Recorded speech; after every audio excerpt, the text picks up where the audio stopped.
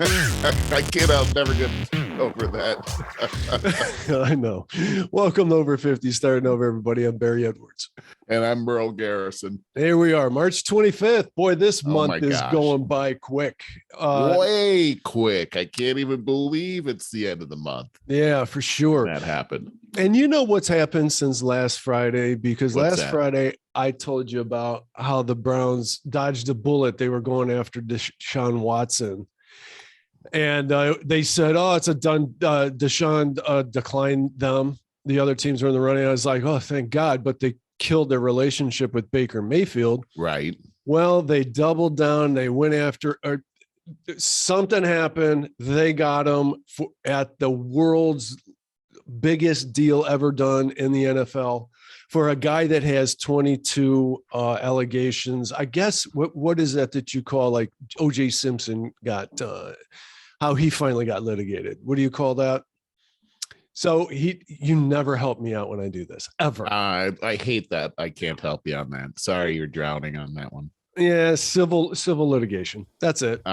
So because I never would have gotten that. Lack of litigation, lack of proof or something. So he dodged the whole jail time thing. But he's got 22 cases outstanding against him in civil litigation. That's crazy. So normally when a quarterback or a football player has some kind of a moral ding against them, their value plummets. Case in point, we have an outstanding running back, Kareem Hunt, on the team, who pushed a woman down and kicked her years ago. And so his trade value, while he was valued at one of the best running backs in the league at the time, we got him for a song. And he's originally from Willoughby. So they worked it out. He's been a stellar citizen since, as far as I know, and one heck of a running back. And anyways, so we get a quarterback. There's a quarterback out on the market who didn't play all last year because of suspensions and stuff, who is drowning in the civil litigation, who just secured by far the largest guaranteed contract in NFL history. I just think the Browns just killed themselves right here. And it's guaranteed, $230 million guaranteed, Merle. In my mind, he'll likely be collecting that money from a prison cell, because if he's got this many charges outstanding against them, how's he all of a sudden going to go on the straight and narrow? I don't know. I just think it's a horrible situation. Most fans do. And and they mortgage their whole future. Now, my buddy JT said, because I said, well, they totally killed themselves with the female fan base. My buddy JT goes, no, they didn't. 3 wins later, everything will be forgotten. The NFL, boy, I tell you, you never know what's going to happen. I mean, I was joking last week about Colin Kaepernick when you were talking about this, and this is a real thing, man. He's talking to several NFL teams right now. I thought it would have been funny if the Browns would have picked him up. But I mean, he's talking to the Seattle Seahawks. He's really a guy that could end up being a quarterback on another team in the NFL after all of that. If we had to put a bet on it, I would bet big money against that. I mean, Mayfield is still unsigned as of yet, and he would certainly be scooped up before Kaepernick. So something more is going to happen there. But I just really dismayed by that. And that's too bad. It'll shake out the way it shakes out. I mean, we'll see. What'll be interesting is to monitor the social pressure on this, monitor my own feelings as we go into the season. He will likely be suspended for at least the first 6 games because of the moral clause in the NFL. So there again, why would the Browns do this? They must believe that what happened here? Did my microphone go out? There, it's back. Oh, okay. I hit the cord. They must believe that they have like a 2-year window where they can do the Super Bowl, because they have a stellar team around them, but all those contracts are going to come up, and salary cap wise, you won't be able to keep all these players. So he's coming onto the team and he's actually not going to be able to play for the first six games, you said, or 6 months? No, it hasn't. No, it'd be like 6 games. And that's what is theorized right now because it hasn't been declared yet.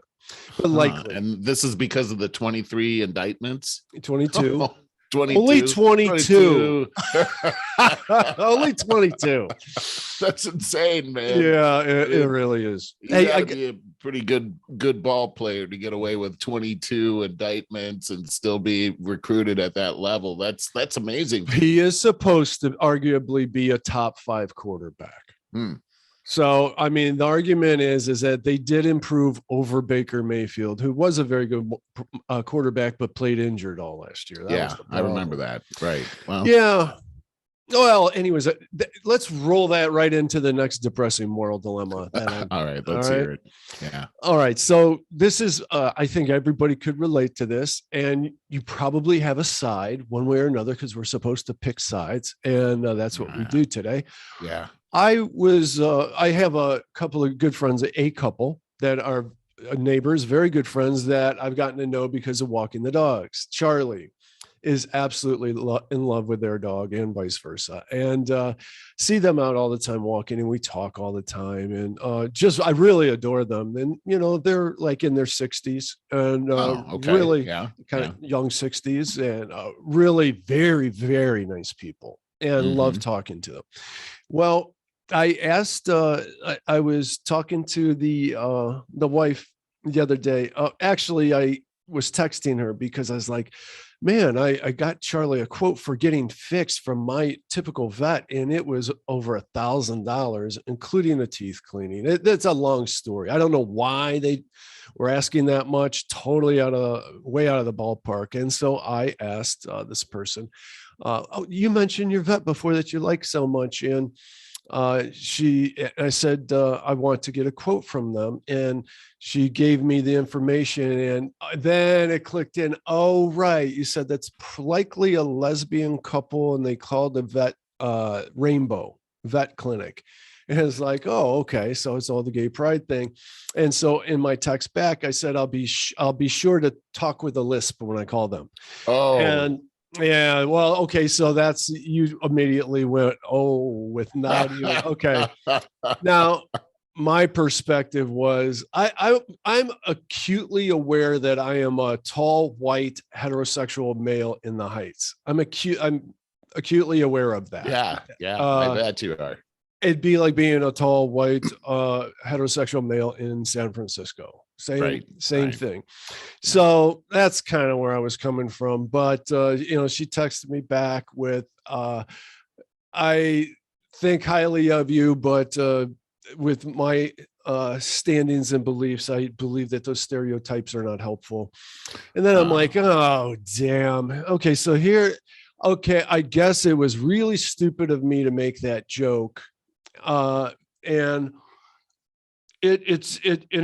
I opened up a moral dilemma there that I really was not very conscious of. I know, of course, I'm aware of, but to the extent of how it plays out, not as conscious of, because I think my character talks first. Anybody that knows me knows I'm really very accepting and loving of everybody. Of course. And more than anybody that I hate separating us up and treating us all differently. That drives me crazy. So again, so I just let that go. I'm like, I am not going there. And then I would assume that she was expecting a text back. And I know that the unpublished, unwritten, unphysical handbook says that you now have to virtue signal to get your way out of this. And I didn't want to go there. She called me the next day. Yeah. Which to her extreme credit, she called me the next day and said, hey, with that text, I didn't want to offend you. I know that you're a really nice guy, and I know your personality. You're very cavalier. And I think that's a good word probably for me. And also remember, I am not in corporate America. So I'm not subjected to you're not trained. Exactly. And she is in a place where it's they're always getting the diversity, inclusive, equity training. Yeah. I'm very aware of it, but I'm not so brainwashed by it or fearful of it or whatever. I don't live there. And so she, apologized in that way. And I said, oh, I didn't think anything of it. It's, this is a day and age we're in. And I explained, I just was coming from the perspective that I'm acutely aware that I'm a tall, white, heterosexual male in the Heights. And right. She kind of laughed at that. And, but then had felt the need to quote how many gay friends that she has and family members and stuff. And, and then I just, by something of a habit of the conversation, I mentioned, yes, I have a lot of gay friends too. And so that's what we have to do. We have to put those cards out on the table. If you do not do that, then you are on the other side, man. You know what I mean? Yeah, I do. It's a horrible place that we live in these regards these days. And, I moved here into the Heights 20 years ago as I if you want to say proud liberal, I didn't have a t-shirt that said that or anything, but I can't even imagine that. I absolutely love the diversity of the Heights. I always have. Yeah. And, but it was about 10 years ago when we got that Next Door app. That's when my eyes opened to how far crazy left this thing went, where you have to virtue signal all the time, or you're on the other side. Yeah. And it's my point. It's one or the other. You can't, and that's how everything is. It's one or the other these days. I can be very inclusive of everybody and still make a joke like that and think it's funny, because I'll say this. My gay brother-in-law would laugh at that. Here's the thing is, I say brother-in-law, I mean Lisa's brother. I get exactly what you're talking about here. And when I think about the interaction, just doing a replay on everything that you just said right there, is that for some reason you sent that and she was offended. I went, oh, when you said that. You did. You were like, oh my God. Because I understand how these people react to that kind of stuff. Aware, right. Yeah. Exactly. And you're in the biz where, you're right. aware. Right. And so so now it's on her. She gets the text and she sees it.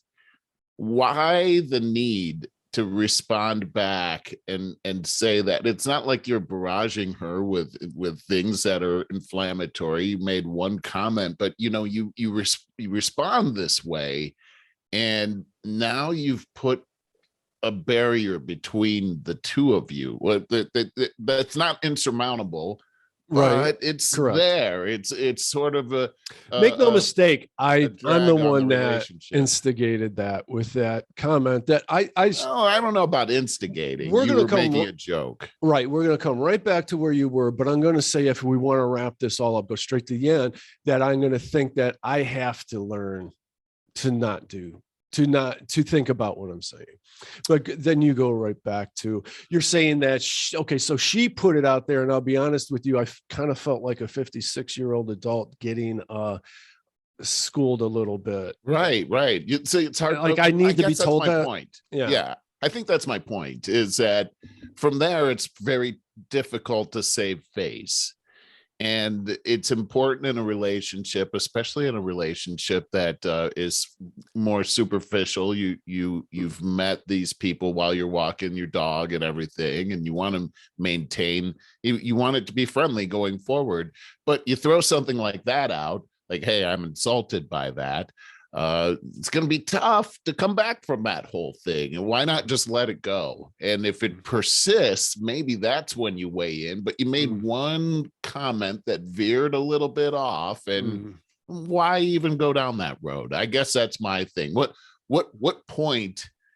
I mean, she's scoring points. It's not like it was in public. It's not, I don't know. If I put myself in her shoes, if she doesn't say anything, and I think I've really been trying to do that, put myself in her shoes. That's good. If she doesn't say anything, then she feels complicit in something that she feels very strongly against. So I do understand. That's it. There's basically the handbook that says that's what you have to do. I understand what you're saying, but it's so not true. I mean, just because you said something doesn't mean I'm complicit in it. I'm not responsible for you, and you can be whoever you want to be. I just think that this comes back to a pride thing, and that's it right there. It's pride because you said something. Now I'm, this is somehow my responsibility, and I've got to be able to mitigate this situation. No, just let people be people, with all of their faults or perceived faults. I don't think it was a bad thing what you said. I think it's kind of funny actually, because know me. That's why. And also stereotypes are can funny. be pretty funny. Right. Not every gay person talks with the list, but we know a lot do. So that's what you base it on.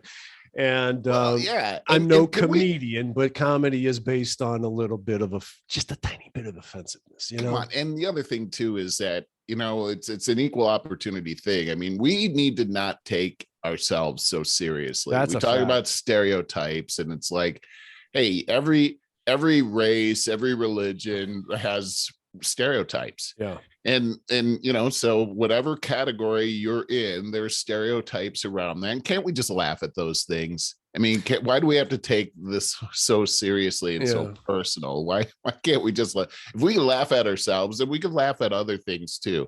I just think that it's just not the day and age we're in right now. So if we really want to walk away, there's no good.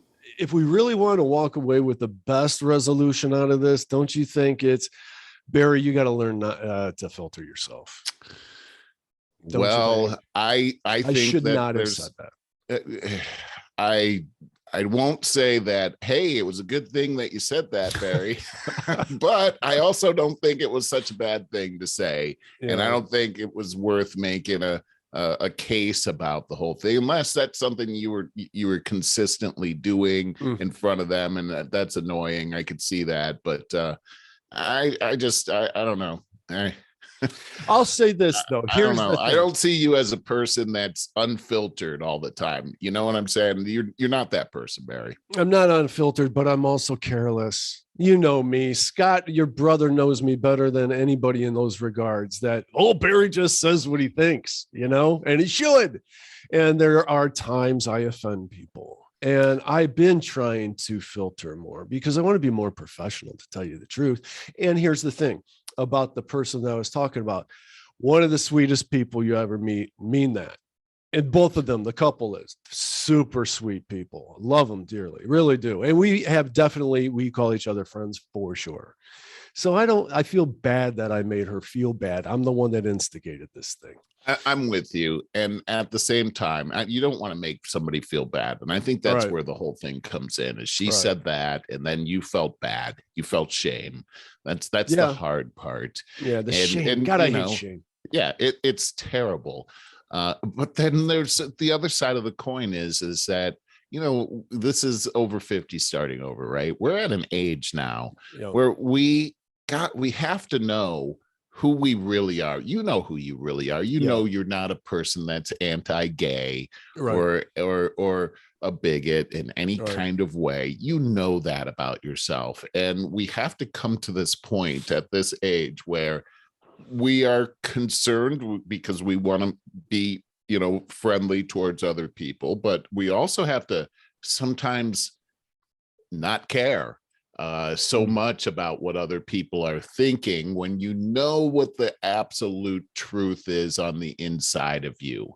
And I think just dealing with yourself first is the key, is that you're a good person, Barry. You didn't mean any harm by that. Knowing that on the inside then can help you to carry on that relationship with these very sweet people. That, hey, it's just a blip on the radar.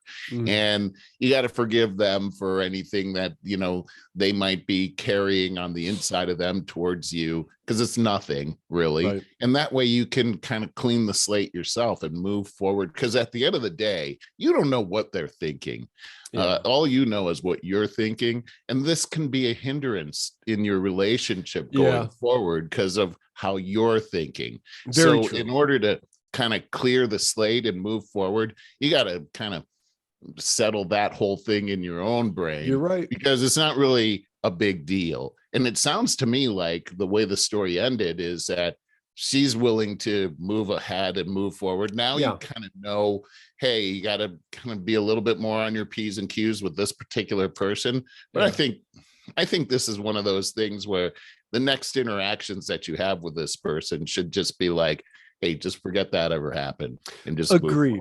I think you hit the nail on the head with everything that you said, that I, first of all, have to kind of forgive myself or whatever that is, what you just said. Yeah, exactly. So it's not a big deal in my head, because obviously it still is. I got to clear it. I have to clear it. So maybe I have to say something final to them when I see them. Like maybe, I don't know, but here's the other side of it. Or talk with a lisp next time you see them. That's funny. That's funny. Here's the other side of it is, I don't want to become the old man that's losing touch with what's going on in the world. The next thing you know, you're just, you're that guy. You're that you're guy. sitting on the porch yelling obscenities at the kids walking by. Exactly, because the world is changing underneath our feet, and it happens to everybody once they get it up there a little bit, you know. True. I think personally, it sounds like this. You kind of, at least when she addressed it with you or said, you know, I think I'd say leave it alone and move on. I think you're right. Why dredge that up again? And I just think you're right, because it sounds like neither of us want to have that impediment, and she's the one that reached out to me and called me and had this nice conversation. So I think being overly, it was huge, man. Yeah. So you're good. You know what? But this is really an important discussion, because this is what's happening today in friendships and families and business relationships. And then there's this big barrier that seems insurmountable. But I think I just want to go back to what I said earlier, is that a lot of this, it's like you're in the shame prison. Yes. But it's a self-imposed shame prison. Because again, we really don't know what other people are thinking. And today, to your point, Barry, we have this, there's a knee-jerk reaction. I say I don't feel like I have it, but there's this knee-jerk reaction out there to virtue signal. Yes. And just, you know, like you said, hey, I have to signal that I'm not complicit in this whole thing, because you're concerned about what everybody else is thinking.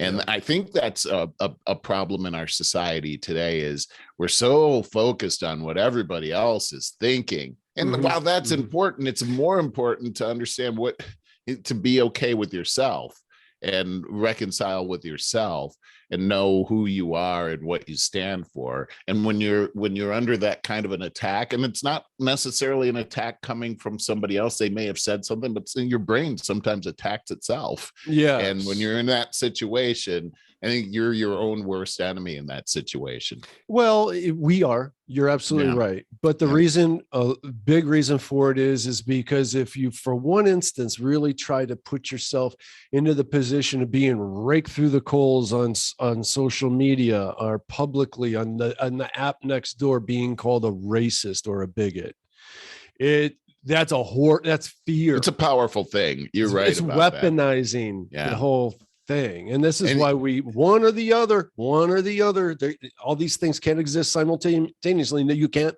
Okay, let's see. Kamala Harris must make a great vice president because she's black and a woman. Well, you know what? She's black and a woman. She's a terrible vice president. All these things can exist in the same space.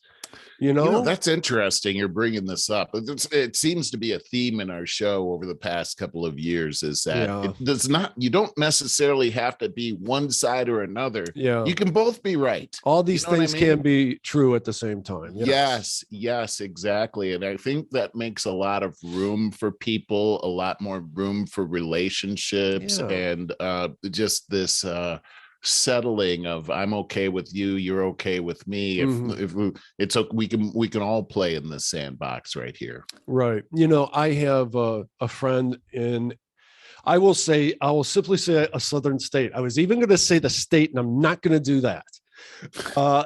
We don't want to offend anybody in that state. Exactly. But she is like a director position of a nonprofit, a big nonprofit that gets federal funding, and they are all about the diversity, inclusive, equity training and virtue signal all day long. she's up for the job of CEO of this very large nonprofit. Okay. All right. And she said, in very private, man, this is why I'm being so vague about it. She said, yeah, don't make no mistake. The fact that I'm a woman bodes well for me. And, and she said, but they started looking externally too, to weigh everything. And if a black woman comes along, I really probably don't have much in trouble. Yeah. Right. Yeah. That's so unfortunate. And Boy, do this I brings hate me that. back to the Kamala Harris thing. She was put into that position because she was a black woman. Those are her credentials. And I mean, World War III could rest on her shoulders, and she is not qualified for that job. This administration is just not, and I don't want to get into the politics, but it's unfortunate that we have divided ourselves amongst ourselves in so many ways. And of course, we talked about the LGBTQ. I think it's A and I now as well. I think there might be a plus sign in there too. Okay. And this is my point. You cannot not trip over your own 2 feet when you divide everybody up like this and segregate, because now you got your trans person beating the hell out of people in these, is it Olympics or whatever, the swimming stuff. Okay. Yeah. Well, you're not being fair to women. Okay. What happened to the whole equality with women thing? I mean, yeah, you're going to be wrong one way or the other if you keep doing this. So it's really unfortunate. It seems that this is a device that has that as its main goal, is that we live in a society where our language incriminates us, and nobody is innocent. Right. No matter which way you go, you're guilty, and then shame can rule. And this is sort of the dark side of where we are with this whole woke, politically correct world. Is it divides and conquers. It conquers your spirit, and in order to, if you drink that cup, in order to survive in your own mind, you have to virtue signal. You have to jump out and do these things. You're almost compelled to do these things in order to be right with yourself, and that's too bad. And I think that I'm all for jumping in and defending the weaker person. I'm for the underdog. I get that. Yeah. But when somebody just makes a side comment, you don't have to jump all over that. Well, let's not go back there again. Where I'm going with this is the hiring of people based on this whole mentality. And you end up with a Kamala Harris and this nonprofit I was talking about too. They, you gotta base it on credentials. Now, she also said there's no way on earth a white man's going to get that position. That is so wrong. I know. Hate that. I mean, that's bigotry right there. That's a systemic bigotry. It's the definition talking about. Right. It's dividing people up and then treating them differently. So there's that. But I want to back up on something because I forgot. I wanted to share something real quick. All right. The other day, I had a meeting out in Independence, and on the way back, there's this real good Mexican restaurant out there, Cozumel. And this is me sitting there, and I took a picture of this dude. You see it, right? Yeah. Okay. This, I meant to show this at the very beginning. Totally forgot. This is our head coach, Kevin Stefanski. Oh, okay, cool. Yeah, just grew his beard out a bit there, but he just chilling's got all of his bronze regalia on. And he just looks like a typical Cleveland guy in the wintertime. Yeah. So there's that. I thought that was pretty cool. And I was dying. Cool. I'm texting my buddies, and I'm like, they're like go ask them about this trade or that trade. I wanted to go up and say, hey man, did you really agree with what you did to Mayfield? I would never be that guy. Right. And Lisa's like, did you do the bro nod? Like walk by and just go, like, who he is, but you're not right. Yeah. The bro nod. Yeah, you know what I'm talking about. What it was called. Yeah, that's great. I can't do that either. He saw me looking at him a couple of times. He knows that I knew who he was. And, right. Yeah, and I'm not going to be that dopey guy. I've been that dopey guy before. Have you? Tell me. Oh yeah. Well, what's the guy?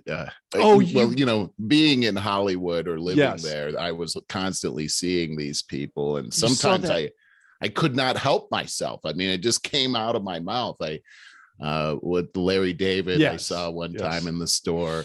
What's the guy? He's been in the news a lot lately with the big mustache, and he's a Western kind of guy. Oh yeah, Elliot. Yeah. Josh Elliott, Sam Elliott. Yeah. Well, Scott and I saw him one day, and he was walking right past us, and we both had just ridden our motorcycles over there, and I saw him like, there's the dude. I know he wasn't the dude, but he was the dude of Barnes. Yeah. And I saw him, and I couldn't help it. I was just like, hey, Sam. Just like I knew him. And he was like, how you fellas doing? Like that. And we were all like, okay. He's talking to us. I don't know what to say. It's so funny that we get like that, you know? Isn't that funny? Yeah, I think so. I saw Nick Nolte one time. I had to bite my tongue. I was like, okay, just let him be over there. But yeah, I would always tease Anne Marie because she was in the Hollywood business. She was working for a management firm, and she knew all these people. And if I were with her and we saw somebody like this, she would, oh, don't say it, leave him alone. She'd be very serious about that, And I'm like, why so serious about this? But I would always comply. I didn't want to embarrass her, but she's like, they just want to be left alone. Well, I'm like, well, then why did they become celebrities? Well, that's how I felt about seeing Kevin Stefanski, the Browns coach there. It's like, what am I going to do? Slide in there. Hey, Kevin, I was thinking this, and what about this? And start eating this chips. X's and O's. Get the chips out now. Now I'm this chip over here. You're the square chip. So no, I wouldn't do that. I don't think I would do that with another celebrity. But here's the thing, too. Most celebrities in Hollywood, and I've heard this, these are really not my words, but are really, you can say whatever word, however positive or negative you want to sound, certainly very extroverted, very outgoing, agreeable people, or you can even go as far as saying narcissistic tendencies. But so they probably mostly enjoy being recognized, and even when they pretend they don't, pull a Johnny Depp or something and act like the tortured artist or something, it's still more theater. It's still more attention. Right. They're good at that. Yep. So I don't know. I just don't really want any part of all of that out of self-respect, I think, Yeah. I think I would be one of those guys. If I were a celebrity, it would be hard for me to imagine that I would not want to be recognized. I think I would like that. Yeah. But you'd think that there'd be a point though, where you'd like to just do your grocery shopping in peace or something. Yeah. Probably. I know I would, but I definitely am more of a homebody, a little more introverted in that regard. Do you see the, okay, this is a picture for those listening, which is like 5 times the audience that we have on YouTube. Always keep that in mind. This is a photo of fruits and vegetables that I took in Italy. We decorated all of our walls with the photos from Italy, and it's leading. You took some great ones over there. Thank you. But I have to say, the real artist here is the person that every day puts that display out there. That's the real artist. No kidding, right? I just took a picture of it. You know, you framed it so nicely, though. Well, Lisa did that. It was a total partnership, and this is not the point. The beauty of the fruits and vegetables and the colors is the point, because there's this article that I want to share with us that I got from the Cleveland Clinic. Mm-hmm. It's real short, but it's meaningful enough that it should be mentioned. Colorful fruits and vegetables may put a smile on your face. Yes, they're gorgeous and delicious, but they also may benefit your mental health. According to a new study, it's not like we needed another new study to show us this, but people who ate more fruits and vegetables reported better mental well-being and, in quotes, life satisfaction than those who ate little produce, even after accounting for lifestyle, health, and socioeconomic factors. Like all population studies, this one shows a link, but doesn't prove cause and effect, because it could be, for instance, that people who are more balanced emotionally would also likely eat more fruits and vegetables. So it's kind of that, which comes first, the chicken or the egg. But So you can do your own experiment. Start eating more produce and see for yourself whether you feel better emotionally. Upping your intake is easy. Simply buy a variety of vegetables and fruit at the grocery store, farmer's market, and include them at every meal and snack. Sauteed veggies, a snack of carrots and celery, more colorful salads, berries in a smoothie, veggie-filled soups. The possibilities and benefits are endless and delicious. So I think that's important. I'll say that Lisa every Sunday spends 3 hours cooking a ton of vegetables that she then packages up for the week for her lunch and dinner. She eats you've told me way that more. Yeah, way more than the average person. I would say I probably eat slightly more than the average adult of fruits and vegetables. Yeah. Be careful that you buy organic and or wash them very good as well. So you don't want to be eating the pesticides is what I'm saying. Right. Yeah, that's a big deal. I think that that's a good challenge there. Maybe if you think you could be feeling have better moods, maybe you could try upping your diet a little bit as far as fruits and vegetables go. Good one, Barry. I like that. All right, dude. What do you got? I'm talking way too much. I think we can make a switch here to current events. Okay. And boy, what's interesting, Barry? We saw this whole thing happening before the elections a little over a year and a half ago regarding the Washington Post, our New York Post article on Hunter Biden's laptop. And it's back in the news again now. Yeah. We're allowed to talk about it now because Biden won the election. Well, and also the New York Times came out and confirmed that this is a real thing. The New York Times reported that good Biden's in court now, and it says that the emails between Biden and some of his business associates that appear to have come from a laptop abandoned by Mr. Biden in a Delaware repair shop. That's right out of the New York Times now. So now we're allowed to talk about it. But it's interesting because this is a big story. It potentially made the difference in the election, and now it's all coming out like this is true. Boy, look, the New York Post actually was banned from Twitter. Their Twitter account was taken down for I don't know how long, but boy, how interesting this is that this is happening. And now reporters are much more bold now in asking the Biden administration to explain this whole thing. And Jen Psaki is in the crosshairs on this. So interesting what a little over a year will do on this kind of thing. I wonder what's going to happen. I anticipate nothing's going to happen, but it's just another one of those things that's happening. That's just proof that the censorship is alive and well, and it's having catastrophic effects on really our society right now. No, I totally agree with you. I totally agree with you. I do have it. You mentioned the New York Post, which made me think of this article that is a little chilling, I have to say. Killer AI invented 40,000 lethal chemical weapons in just 6 hours. Wow. Yeah. I'm not going to read the whole thing, but it is short anyway. But it says artificial intelligence was used to easily invent 40,000 new possible chemical weapons in just 6 hours. It's according to researchers who turned a drug developing AI into a quote bad actor to see how it could be abused to create evil arms.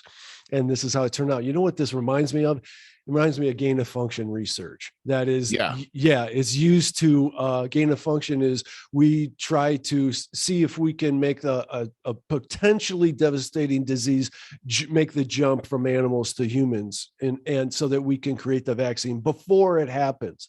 And what happened? COVID happened, a leak happened. And we end up with COVID.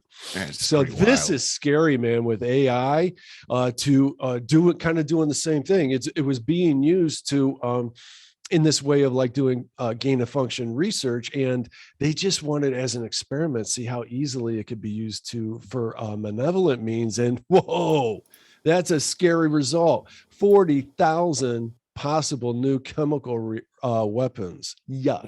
Wow. Well, you know what that is bringing to mind, and we talked about this several weeks ago, is this whole thing that's happening with breaches at hospitals and breaches to the to these like 23andMe, where there's these big storehouses of our DNA. These things are being stolen. They're being stolen by entities. Mostly the CCP is looking to be able to harvest this type of information.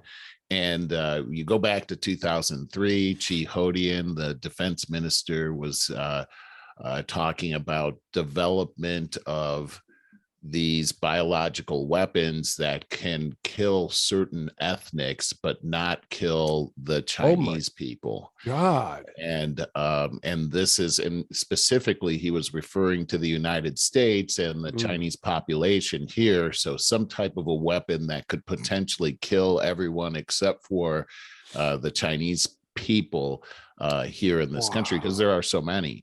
And this was back in 2003 that he's talking about this. Then we see all of this, all of these data breaches that have happened coming from the CCP since then. We've got AI that's out there that, to your point, again, here it is, that the AI can develop these can correlate this information, this huge amounts of information together, and distill it down to what could potentially be the brainchild of Chi Hodian. And when you also factor in the quantum computing thing that China, the CCP, is very much interested in, this is being able to put AI on steroids. And it's a horrifying thing when you start to put all of these pieces together. That's why it's so important that we're guarding this information. I brought this up to you before, Barry, that I got this whole 23andMe kit for a Christmas present. Yeah, and I did it. And I remember my brother wouldn't do it. And I'm like, why? And he's like, I don't want my DNA to be out there. And I thought it was ridiculous that he said that. And now I'm like, gosh, now the CCP has my DNA. Lisa and I had that conversation. And she immediately was, because they ask you, do you want us to retain it, your records on file, in case you want to do something again in the future? I was like, hell no. Lisa was like, yeah, why not? Who cares? I was like, oh, hell no. I said, what if we have clones? What if China has clones of us in slave labor camps over? Now imagine that for a minute. If you saw footage of these people that are just being the worst of slavery, in these slave labor camps, and you recognize yourself. Okay, there's a movie right there. A horrifying movie. Yeah, that is. Well, and here's the other thing too, is that what if they were able to make a clone of you and then cause that clone to commit some kind of high crime? Wow. That's, to me, that's a good one. The real serious thing that could happen with this. That's I said, and this is a good premise for a movie, but what if you were a clone? Like, they sent this DNA, like in that Mars rover, sent all this DNA, because it'd be so easy to do, it's so little, to then be raised on Mars. Okay, so they sent my DNA to Mars, and then this clone starts developing of me. And what if part of my consciousness is linked to it? Like, we don't know how that works. And there's this slave on Mars that living in these horrific conditions, and it's affecting me. You know, that's an interesting thought, because I know twins have that sort of that definitely between them. Link. So even more so between you and your clone. It's not far-fetched. No, it's not actually. It seems like it, but that's entirely possible. You know, I would want to go back a little bit and say, I was watching, what is it? Forensic stories or whatever it is. It's, you know, where these forensic people put these crimes together, and it was a murder. And they had the guy. I mean, they went into his house and they found like blood on his shoes, and the DNA matched the person. And the guy didn't have an alibi. He says he was by himself. This guy's going to jail. And they say, and amazingly, this guy says that somebody came into his place, put on his clothes, committed the murder, and then put him back again. And I'm going, oh my God, are you kidding me? That's the excuse the guy. Oh yeah, because that happens all the time, right? Right. Turns out that's exactly what happened. And you kidding? They ended up the way they caught this guy was because at the scene of the crime, there were two what was it? Michelob Light bottles that were left behind. They got DNA. And yet no, it wasn't the DNA. It's crazy. The guy was trying to say, I think it was this person that stole my clothes. Well, why not? Let's check. They went to the guy's house. They went in and they found these beer bottles inside of this guy's house. And there's a little label on there that had like these serial numbers. Turns out these serial numbers were in numeric order. Oh my God. To the serial numbers of the beer bottles that were at the scene of the crime. Dude, you're telling me the chances of that are like 10 million to 1. Sure. And they were able, that guy was exempt. That guy was going to jail. He had blood on his shoes, and it turned out that these forensic investigators figured it out that it was somebody else. That's a wild story. But you're telling me that we put individual serial numbers on individual beer bottles? So it wasn't really a serial number. It was a make number. So at this bottling plant, every 15 minutes, they change the number.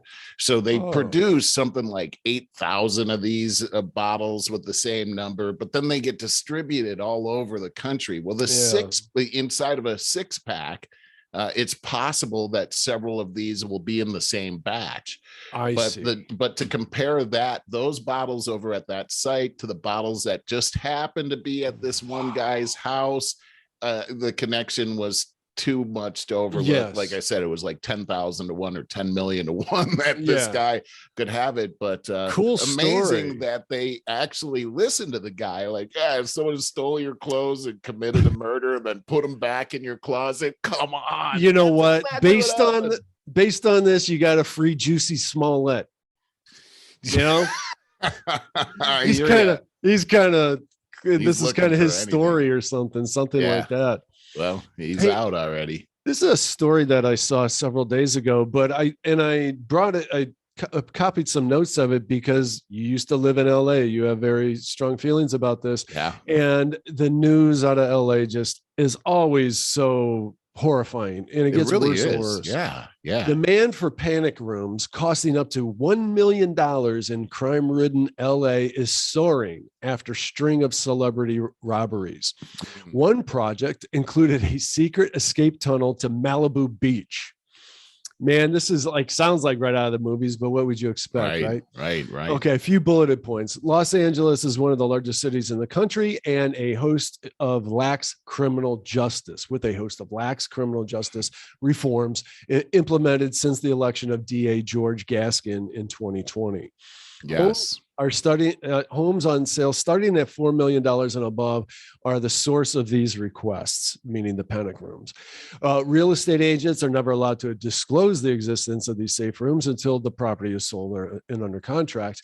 Most rooms come with the industry's latest biometrics technology, including using fingerprint recognition and retina scans. Dude, this is so James Bond. Hidden doors, usually behind a bookcase or a wall, that grant access to these safe rooms are also built and can weigh several thousand pounds. Wow. Can you believe that? This is what's going on in crazy ass LA. Well, and it does have everything to do with that DA. That was one of the reasons why I moved out of Los Angeles was Gascon, and the fact that they're just not enforcing the law there anymore. And there's been a string of crimes against these celebrities. One of the things that they're doing, Barry, is that they're spying them out at restaurants and things like that, and they're following them home, or they're mugging them in the alley or whatever, and they're going after their watches because they're all wearing Rolexes and things like that. So they're easy targets now, and many of them have many of their houses. I was hearing about this before we left. A lot of them, these home invasions are happening while they're there. And it is a pretty scary thing. And it also shows you that there's a there's a society, an elite society in that area where money is no object whatsoever. I mean, you can just put in a multi-million-dollar safe room, no problem. Yeah. While the rest of us are not in that situation. That's why it's people actually are. Good idea you got out of there. You can't afford your own safe room. And but the real thing that should open our eyes here is these Soros rather appointed DAs. Yeah, around that's the exactly country. right. We see a common. They're ruining so many cities. I mean, Los Angeles, San Francisco, the same thing. Philadelphia, man, there's so many bad things have been happening in Philadelphia, and that DA is another Soros appointee. And boy, I tell you, Chicago's another one. Yeah, it just the list goes on, and it's all the usual suspects in this. Hey, I got one. This happened this week, Barry. We saw this flight go down, and did you see the video? Yeah, I did. I mean, here it is right here. Just crazy. I've never seen any kind of airplane go down in that kind of way before. I mean, that thing just went in China. It's probably it's probably just that we happen to actually finally see footage. A Chinese airplane, they probably dropped like flies out of the sky. Well, it's a Boeing 737, so it is an American-made airplane. Apparently, Boeing this week had their stock actually was affected by this whole thing. The 737. However, that's a plane that actually has a track record of safety. And so just again to see it go straight down like that is I when I saw it, I thought, God, that there's something really not right about that. That looks more like it was attacked. Oh yeah, froze up. I hate or something. I got this here, Barry, from an Australian aviation expert, Neil Hansford. He told news.com that even with total loss of power, no aircraft plummets to the ground from 20,000 Oh man, your connection's bad. feet in 2 minutes with an event at 8,000 feet. It's very unlikely the pilot passed out, as the non-flying pilot would have been able to safely take that. Likely scenarios include pilot suicide, aircraft mid-air collision with a military aircraft, although that's unlikely, or it was struck by a missile or an onboard explosion. He says his tipping is a human-induced event. Brought down by a rogue missile. Well, I watched it several times. It doesn't look like a trail of smoke behind that whole thing. Right. It looks like almost like a 9/11 kind of thing might have happened right there, or maybe this was a big hit on some people that were inside of there. But that doesn't look good at all. Oh, it looks terrible. No, I couldn't even speculate. I'm not knowledgeable enough about those things, but the fact that you always have two pilots in there, so you can say whatever. The one guy has a heart attack, well, you got another guy. You even got autopilot. So I don't know this guy how this saying, happens. He thinks it's a human-induced event. All right, that's a euphemism for that doesn't look good. There was another quote in there that said that the Chinese government was volunteering a lot of information, which was not a normal thing for China, which itself seems suspicious. Right. So yeah, that is suspicious. I don't know what else to say about that. I'm trying to pull up an article that for some reason it's not coming up, but it's about, here's the headline. This is like yesterday, the day before I saw this, but brain implants allow a fully paralyzed man to communicate. Researchers say it's the first time a paralyzed person has been able to communicate in full sentences. And I was reading, for whatever reason, it won't come up at the moment on my link. But so I was reading about it first of all, could you imagine? It was from, what do you call that disease? Not Parkinson's. But there's a disease that slowly you lose control of your body and your muscles. Sounds like ALS. That's it. That was it. and suffered from ALS to the point where only his brain functions. Everything else, nothing else functions. Kidding me? Could you imagine being trapped in that like that? Well, yeah, that's exactly how my cousin Keith died, and we were with him that through that whole thing. This is probably the worst way to die. I've never seen anything like this before. It's a horror movie. Terrible. Yeah, and he was trapped in that, and eventually became 100% paralyzed.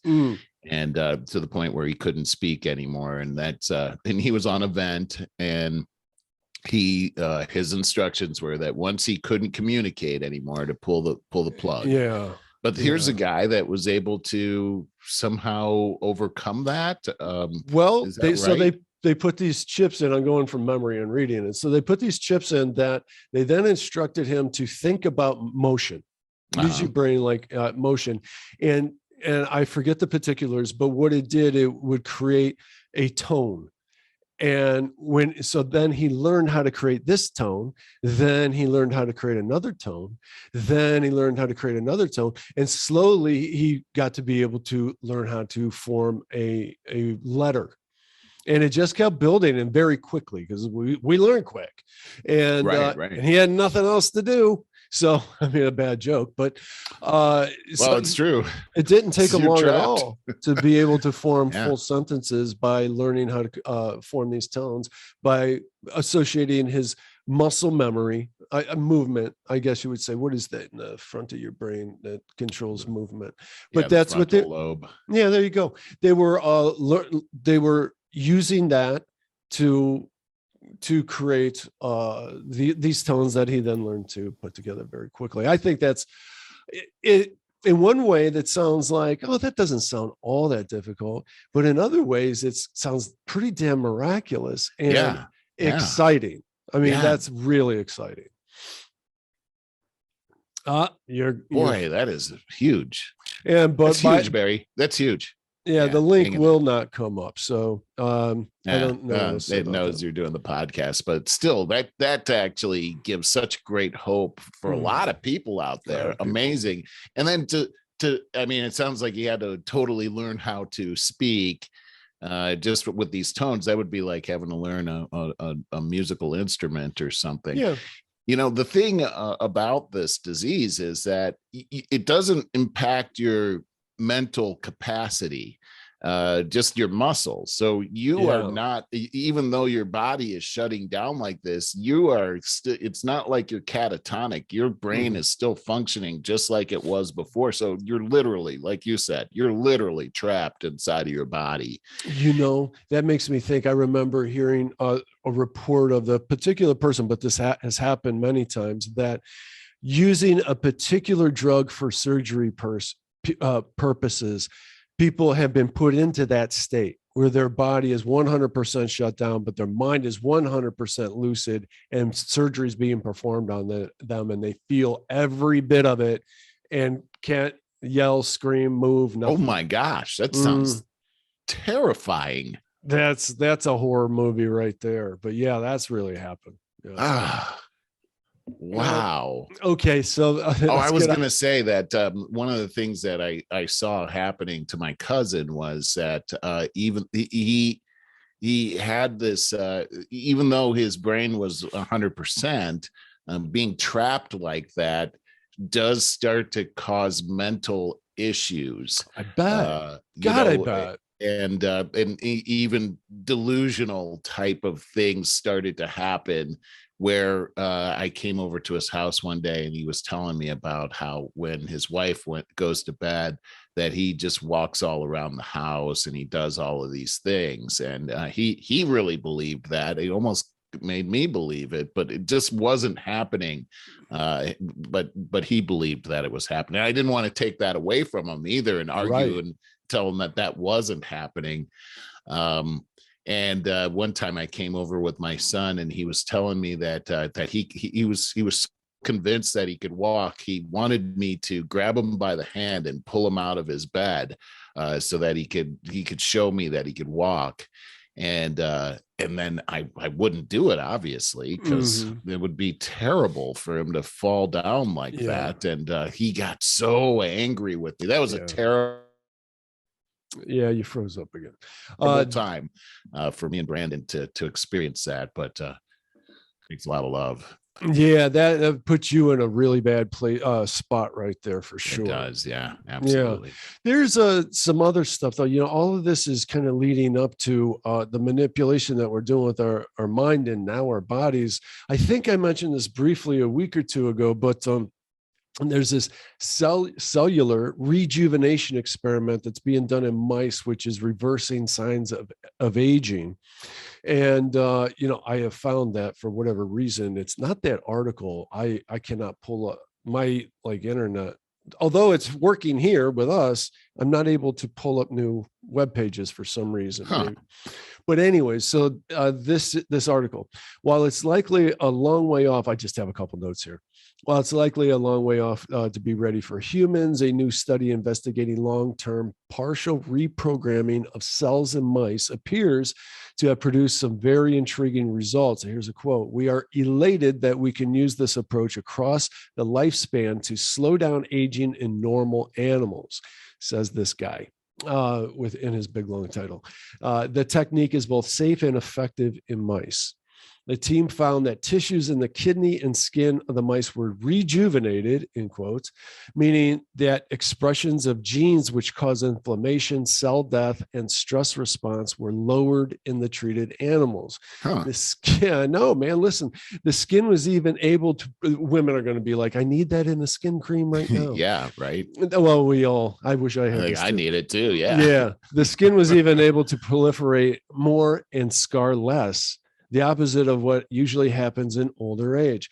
Plus, the animal's epigenetic clocks, a measure of the patterns of DNA, methylation levels attributed to aging, seem to wound back. And I mean, we are on the cusp of reversing true aging. And you and I, or was it Dan and I, had the conversation about, well, how old you, I think it was you, because you said, well, okay, it'd be cool if I got to live to be 110 if I felt like I was 60, not 90. Right. That's an important point. Yeah. Yeah. Because, just being left in a nursing home in a bed, but, relatively bedridden or something, not cool, not what I want to do.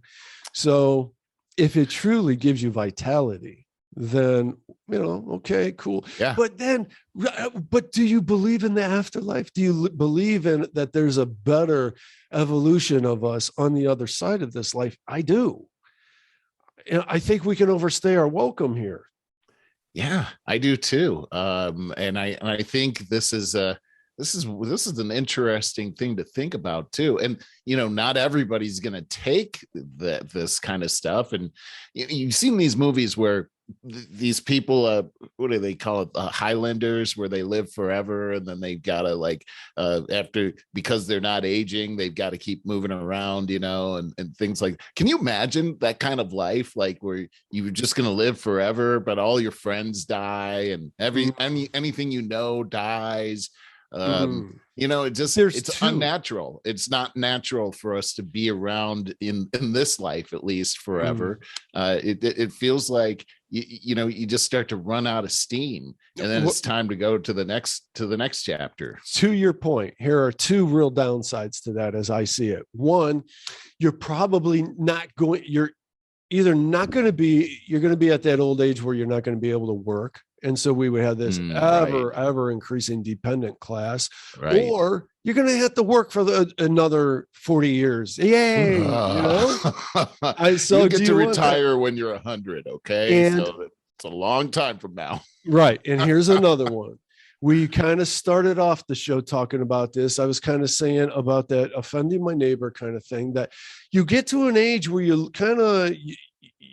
learned the world was a certain way when you were younger for decades and decades. And as you get to a certain age, it kind of starts changing and evolving underneath your feet, and you're not totally aware. Right. So we talk about this extending people's lives by 30, 40 years or whatever. These are some things that have to be dealt with, some negative things that would have to be dealt with.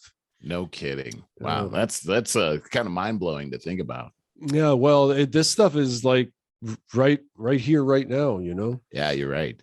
It Let's is see. right here.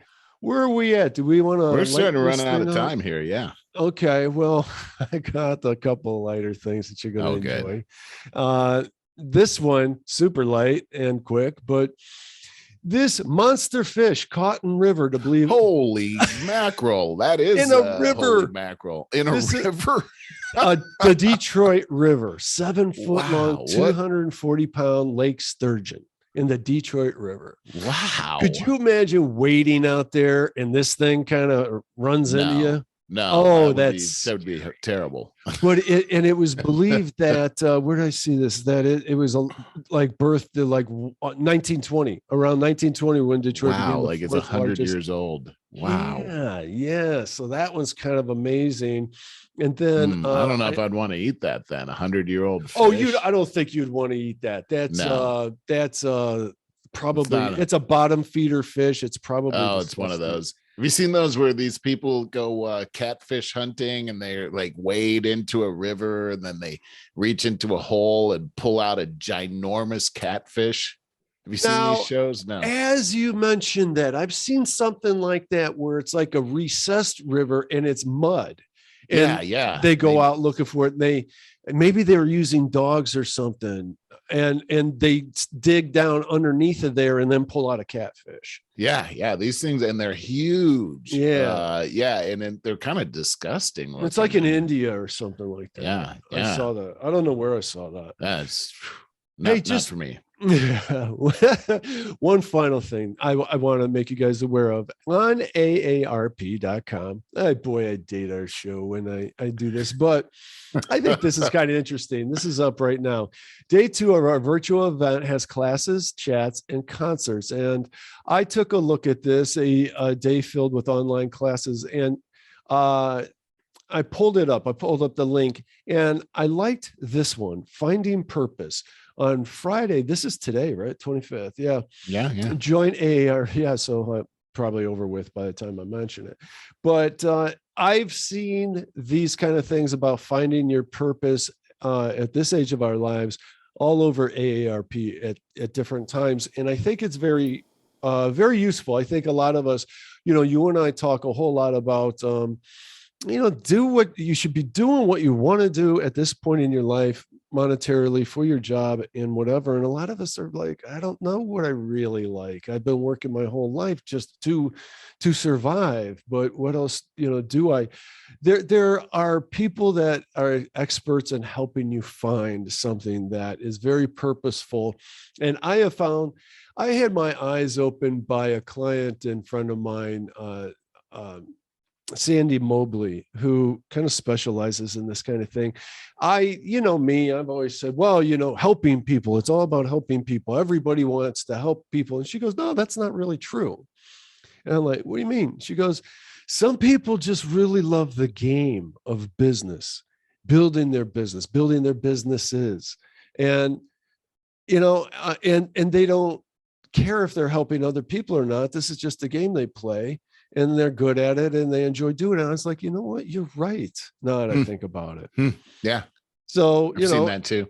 Yeah. So, God bless you if that's what works for you. But with a lot of others of us, if you don't know what your purpose is and you go out and you find a way to help people, it'll trigger the dopamine rush and the serotonins and all of that. And you'll be like, oh, this kind of rocks. So for sure. Yep. With that, maybe we should, you got any parting words or anything that you want to impart on us? No, good stuff, man. We should head on to the after show, but good insights here, Barry. Oh, thank you. And hey, everybody, after show, if you're on YouTube, will come up on the bottom left there. But if you sign up at over50startingover.com, you'll get all this right into your email box as it happens. See you next week.